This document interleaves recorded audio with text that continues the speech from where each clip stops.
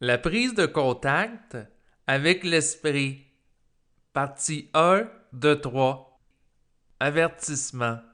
Par rapport aux propos tenus dans le cadre de cet enregistrement, je vous ne demande pas de croire ce qui est dit, mais plutôt de vérifier par vous-même si cela est réel avec votre ressenti ou votre intellect. Bonne écoute. Tout d'abord, je vais définir c'est quoi l'esprit. Alors l'esprit, c'est la partie de vous-même qui n'est pas dans la matière. Donc l'esprit, c'est un aspect de vous-même qui ne s'est jamais incarné sur Terre, en ce sens que l'esprit, c'est une partie qui est restée sur un plan de nature énergétique que certains vont appeler le plan éthérique et qui n'aura pas été assujetti aux lois de la matière, à la différence de vous, auquel je m'adresse, c'est-à-dire que vous êtes dans un corps physique présentement, vous entendez avec vos oreilles des signaux sonores que vous traduisez en termes compréhensibles à partir de votre intellect. Donc, vous êtes à quelque part une partie distincte de l'esprit tant aussi longtemps que vous n'êtes pas fusionné avec lui. Donc, vous ne vivez pas un état d'unité avec lui. Et l'esprit, lorsqu'il établit le contact avec une âme à une évolution à travers un corps de chair, eh bien, c'est dans le but éventuellement qu'il y ait une union, une fusion avec lui. Et ça, c'est la finalité de la prise de contact avec l'esprit. Et cette prise de contact va survenir lorsque l'esprit va juger que l'âme est prête à vivre ce choc qui se rapporte à cette mise en relation. Je parle de choc parce que jusqu'au moment où ce que l'esprit établit le contact avec l'âme, l'âme croyait que c'est elle qui dirige sa vie, qui est aux commandes de sa vie. L'âme ne vivait qu'en fonction de ce qu'on va appeler l'ego, l'orgueil d'avoir l'impression d'être aux commandes de sa vie, de tout contrôler, de tout gérer.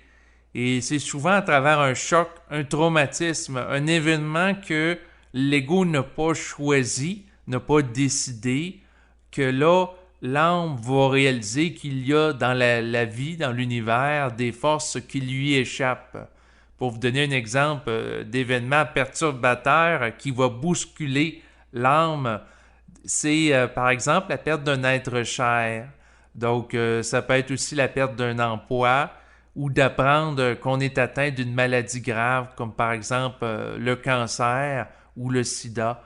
Donc, lorsque l'individu est confronté à un événement difficile qu'il n'a pas choisi en tant qu'ego et qu'il y a une certaine gravité, c'est à ce moment-là que l'ego va se mettre à se poser des questions sur le sens de la vie, de la mort, pourquoi que cet événement lui arrive plutôt qu'à une autre personne. Donc, c'est là que l'individu peut se mettre à faire ce qu'on va appeler de l'introspection. Donc, autrement dit, se retourner à l'intérieur de lui, être à l'écoute de sa sensibilité, son intuition, et éventuellement réaliser qu'à travers l'intuition, le ressenti, il y a un esprit qui habite en lui et qui a une autonomie de conscience et un niveau d'intelligence qui est différent du sien en tant qu'ego. Donc, autrement dit, l'esprit, lorsque le contact s'effectue, eh bien, va amener l'individu, sa contrepartie terrestre, à réaliser que c'est pas lui qui contrôle sa vie, qu'il y a d'autres éléments qui lui échappent et que les événements auxquels ils sont confrontés, qu'ils soient difficiles ou qu'ils soient agréables, sont toujours en relation avec son évolution personnelle. Parce que le but de l'esprit, c'est de prendre l'âme et de l'amener à monter en vibration au cours de son existence, à faire des prises de conscience, pour que l'âme, au moment de sa mort, son décès, au moment où elle va quitter son corps pour retourner sur les plans dans l'invisible, soit plus intelligente qu'elle l'était au moment de son incarnation. La prise de contact avec l'esprit se fait parfois suite à des traumatismes. Dans certains cas, il n'y a pas de prise de contact de cette nature parce que l'individu, il faut qu'il ait développé une certaine sensibilité qui va faire qu'il va être réceptif à l'esprit, parce qu'après tout, l'esprit communique par vibration, par énergie, à travers le phénomène de la pensée. Donc l'esprit doit avoir l'individu sur Terre, qui est la contrepartie terrestre de l'esprit, doit avoir une sensibilité à une ouverture à sa contrepartie cosmique pour qu'une communication puisse s'établir. Et dans certains cas, il y a des esprits qui prennent contact avec une âme pendant une existence. Dans certains autres cas, ça peut être dans 2 existences, dans 3 existences. Donc, c'est en fonction du rythme d'évolution de l'âme. En ce sens que pendant la vie présente, la vie actuelle, il y a certaines âmes qui vont vivre la prise de contact avec l'esprit. Et il y en a d'autres, ça va aller dans une dizaine ou dans une quinzaine d'existences, avant qu'elles soient prêtes pour encaisser ce choc-là. Parce que la communication avec l'esprit peut créer des chocs qui sont déstabilisants.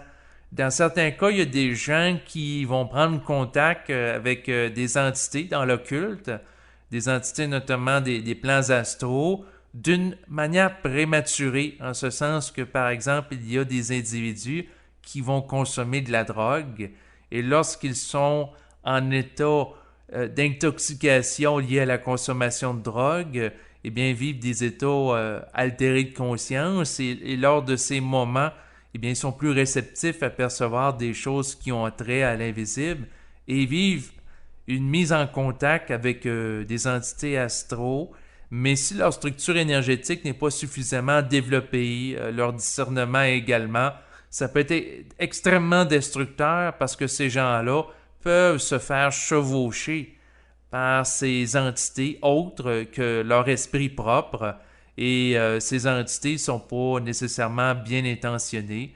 Et dans certains cas, ça fait des gens qui se retrouvent en asile psychiatrique liés à des problèmes de santé mentale, étant donné qu'ils perdent contact avec la réalité physique, ils sont englobés par l'invisible et ils sont plus capables de fonctionner dans leur vie de tous les jours. Ils peuvent devenir un danger pour eux-mêmes et également pour la société s'ils sont mis en contact, s'ils sont branchés avec des entités de l'invisible.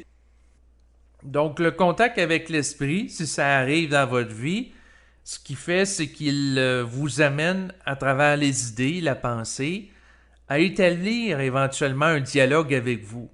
Donc, à réaliser qu'à quelque part, la pensée n'origine pas de vous. Vous avez des pensées qui proviennent d'entités de l'invisible. Ça peut être lui ou d'autres entités, comme je le mentionnais. Il y a d'autres niveaux de réalité. Et en réalisant ça, ben, qu'est-ce qui peut arriver? Ben, c'est que vous entamiez une conversation avec lui.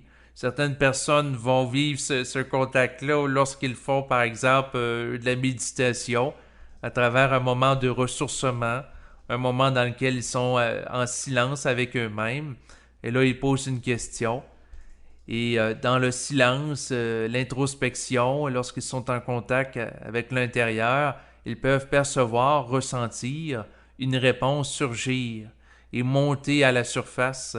Et c'est à partir de ça qu'ils peuvent travailler par la suite pour établir un dialogue avec leur esprit qui va les amener à changer leur vie, parce que la présence de l'esprit va amener des réajustements créatifs dans l'existence de l'individu.